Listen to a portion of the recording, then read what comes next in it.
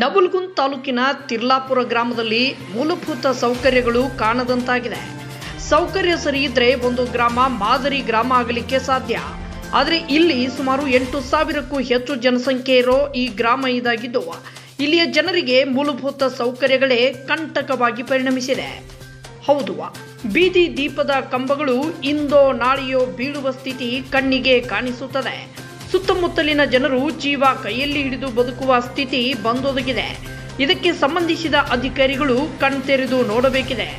ಮತ್ತೆ ಇಲ್ಲಿಯ ಕಸದ ಅವ್ಯವಸ್ಥೆಯಂತೂ ಹೇಳೋದೇ ಬೇಕಿಲ್ಲ. ಎಲ್ಲಿ ನೋಡಿದ್ರೂ ಅಲ್ಲಿ ಕಸ ವಿಲೇವಾರಿ ಆಗದೆ ಗುಡ್ಡೆ ಹಾಕಿದ್ದು ಕಣ್ಣಿಗೆ ಚುಚ್ಚುವಂತಿದೆ.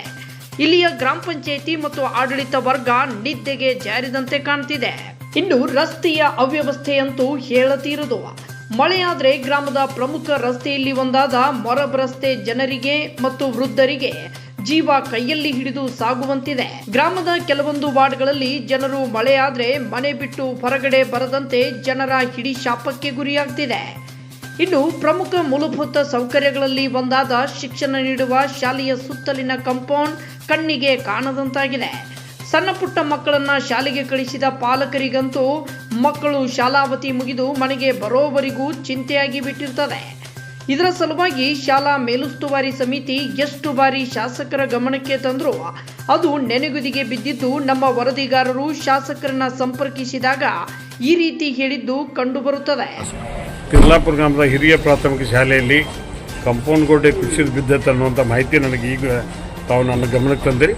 ಅದೇನೈತಿ ವಿಚಾರ ಮಾಡಿ BEOರ್ಗೆ ಅಲ್ಲಿ ಕಳಿಸಿ ಅದಕ್ಕೆ ಸ್ಥಳೀಯವಾಗಿ ಚರ್ಚೆ ಮಾಡಿ ಅದಕ್ಕೇನು ಅನುದಾನ ಬೇಕಾಗಿ ಕೊಟ್ಟು ಸರಿ ಮಾಡಿಸುವಂಥ ಪ್ರಯತ್ನವನ್ನು ಮಾಡ್ತೀವಿ. ಇನ್ನು ಗ್ರಾಮಾಡಳಿತದ ಗಮನಕ್ಕೆ ತಂದರೂ ಕಾಸಿಗೆ ಕಿಮ್ಮತ್ತಿಲ್ಲದಂತಾಗಿದೆ. ಆದಷ್ಟು ಇವೆಲ್ಲವೂ ಸರಿಯಾಗಿ ಗ್ರಾಮ ಮಾದರಿ ಗ್ರಾಮ ಆಗಲೆಂದು ಜನ ಕಣ್ಪಿಳಿಕಿಸದಂತೆ ನೋಡುವಂತಾಗಿದೆ. ವರದಿ DC ಗುಳೇದ್, JSK Kannada news, Navalgund.